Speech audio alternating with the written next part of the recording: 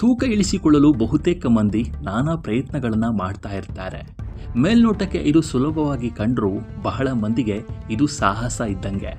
ಕೆಲವರು ಜಿಮ್, ಯೋಗ, diet, workout ಹೀಗೆ ಹಲವಾರು ಸರ್ಕಸ್ಗಳನ್ನು ಮಾಡುವ ಮೂಲಕ ಬೆವರಿಳಿಸ್ತಾರೆ.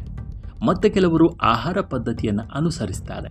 ಹೀಗಿದ್ದರೂ ಈ ಪ್ರಯತ್ನಗಳ ನಂತರವೂ ಕೇವಲ 1-2 kgಗಳಷ್ಟು ಮಾತ್ರವೇ ಇಳಿದು ನಿರಾಸೆ ಆಗ್ತಾರೆ. ಅಲ್ಲದೆ ಇದರಿಂದ ವಿವಿಧ ಸಮಸ್ಯೆಗಳನ್ನು ಎದುರಿಸಬೇಕಾಗುತ್ತೆ. ಹೀಗಾಗಿ ಬೊಜ್ಜು ಕರಗಿಸಿಕೊಳ್ಳುವುದೇ ಈಗ ಅನೇಕ ಮಂದಿಯ ಟಾರ್ಗೆಟ್ ಆಗಿದೆ. ಅನೇಕ ಮಂದಿ ಹಸಿವನ್ನು ಸಹಿಸಲು ಸಾಧ್ಯವಾಗದ ಕಾರಣ ವೆಯ್ಟ್ ಲಾಸ್ ಮಾಡಲು ಹಿಂಜರಿತಾರೆ. ಆದರೆ ನಿಮ್ಮ ದೇಹದ ತೂಕವನ್ನು ಆಹಾರ ಸೇವಿಸುತ್ತಲೇ ಹೇಗೆ ನಿಯಂತ್ರಿಸಬಹುದು ಅನ್ನೋದರ ಬಗ್ಗೆ ಕೆಲವೊಂದಿಷ್ಟು ಮಾಹಿತಿ ಇಲ್ಲಿದೆ ನೋಡಿ. ನೀವು ಆಹಾರಗಳನ್ನು ಕಡಿಮೆ ಗ್ಲೈಸೆಮಿಕ್ ಸೂಚ್ಯಂಕ ಆಹಾರಗಳು ಮತ್ತು ಹೆಚ್ಚಿನ ಗ್ಲೈಸೆಮಿಕ್ ಸೂಚ್ಯಂಕ ಆಹಾರಗಳು ಅಂತ ವರ್ಗಾಯಿಸಬಹುದು.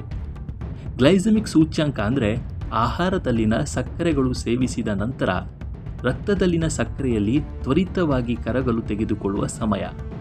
ರಕ್ತದಲ್ಲಿನ ಸಕ್ಕರೆಯನ್ನು ತ್ವರಿತವಾಗಿ ರಕ್ತ ಪ್ರವಾಹಕ್ಕೆ ಬಿಡುಗಡೆ ಮಾಡುವ ಆಹಾರಗಳನ್ನು ಹೆಚ್ಚಿನ ಗ್ಲೈಸೆಮಿಕ್ ಸೂಚ್ಯಂಕ ಹೊಂದಿರುವ ಆಹಾರಗಳು ಅಂತ ಕರೆಯಲಾಗುತ್ತೆ. ರಕ್ತದಲ್ಲಿನ ಸಕ್ಕರೆಯನ್ನು ನಿಧಾನವಾಗಿ ರಕ್ತ ಪ್ರವಾಹಕ್ಕೆ ಬಿಡುಗಡೆ ಮಾಡುವ ಆಹಾರಗಳನ್ನು ಕಡಿಮೆ ಗ್ಲೈಸೆಮಿಕ್ ಸೂಚ್ಯಂಕದ ಹೊಂದಿರುವ ಆಹಾರಗಳು ಅಂತ ಕರೆಯಲಾಗುತ್ತೆ. ಆದ್ದರಿಂದ ಇನ್ನು ಮುಂದೆ ನಿಮ್ಮ ಆಹಾರದಲ್ಲಿ ಕಡಿಮೆ ಗ್ಲೈಸೆಮಿಕ್ ಸೂಚ್ಯಂಕ ಹೊಂದಿರುವ ಆಹಾರಗಳಾದ ದ್ವಿದಳ ಧಾನ್ಯಗಳು, ಹಸಿರೆಲೆ ತರಕಾರಿಗಳು, ಹಣ್ಣು, ಧಾನ್ಯಗಳು ಇತ್ಯಾದಿಗಳನ್ನು ಸೇರಿಸಿಕೊಳ್ಳಬಹುದು.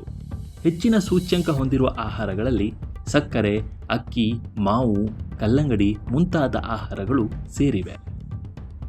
ತೂಕ ನಿಯಂತ್ರಣದಲ್ಲಿ ಇಡಲು ಬಯಸುವವರು ಹಸಿವಾದಾಗ ಕಡಿಮೆ ಗ್ಲೈಸೆಮಿಕ್ ಸೂಚ್ಯಂಕವಿರುವ ಆಹಾರವನ್ನು ಸೇವಿಸಬೇಕು. ಇದು ಹಸಿವನ್ನು ನಿಯಂತ್ರಣದಲ್ಲಿ ಇಡುತ್ತೆ ಮತ್ತು ತೂಕ ಹೆಚ್ಚಾಗದಂತೆ ತಡೆಯುತ್ತೆ.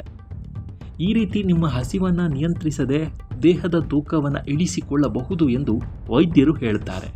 ಆದರೆ ಯಾವುದಕ್ಕೂ ನೀವು ಒಮ್ಮೆ ವೈದ್ಯರನ್ನು ಭೇಟಿಯಾಗಿ ಇಂತಹ ಪರಿಹಾರಗಳನ್ನು ಜಾಣ್ಮೆಯಿಂದ ಒಪ್ಪಿಕೊಳ್ಳೋದು ಒಳ್ಳೆಯದು.